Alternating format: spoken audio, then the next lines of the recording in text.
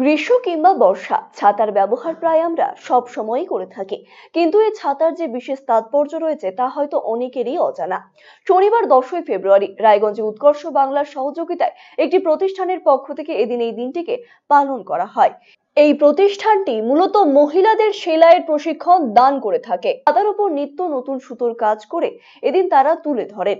এই কারুকার্য খচিত ছাতার বেশ চাহিদা রয়েছে বলে জানিয়েছেন তারা।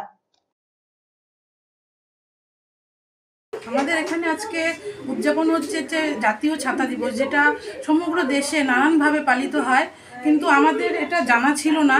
আমার মনে হয় এখানে 100%-এর মধ্যে মনে হয় 99% মানুষই জানে না যে আজকে জাতীয় ছাতা দিবস।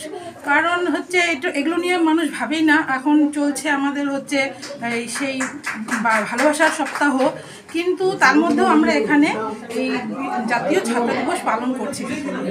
আমি গত 24/11/2023 থেকে এখানে ট্রেনিং করছি মৌসুমি দার কাছে। কি কি শিখছেন? এখানে আমাদেরকে নানান রকমের সেলাই শেখানো হয়, নানান ধরনের সেলাই। তার মধ্যে বিশেষ যেটা আছে আমাদের ছাতার উপর নানান রকমের স্টিচ করি, অ্যাপ্লিকের কাজ করি, নানান রকমের যেরকম আমাদের দেওয়া হয় সেভাবেই আমরা করি। হঠাৎ করে এটা নয়, এটা 2004 সাল থেকে সেলিব্রেটেড হয়ে এসেছে, কিন্তু ভারতবর্ষে বিভিন্ন জায়গায় হয়েছে, কিন্তু আমরা পশ্চিমবঙ্গের মতন ছোট্ট জায়গায়, একটা ছোট্ট শহরাঞ্চলে থাকি, সেইখানে কখনো হয়নি, কারণ ছাতা নিয়ে কেউ ভাবেনি।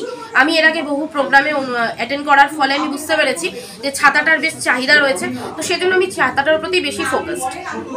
হ্যাঁ, বিক্রি হয়। রিসেন্ট আমি একটা নন্দনে প্রোগ্রাম করালাম, ওখানে ভীষণ ভালো ডিম্যান্ড, এবং এটা বেশিরভাগ মানুষ নেয় যারা রুচিশীল, মানসিক সম্মান, এমনি যারা সচ্ছল, মোটামুটি রুচিটা বোঝেন, তারা খুবই পছন্দ করেন। এবং এটা শুধু ছাতা হিসেবে না, ছাতার সাথে কম্বো সেট হিসেবে আমি বিক্রি করে থাকি।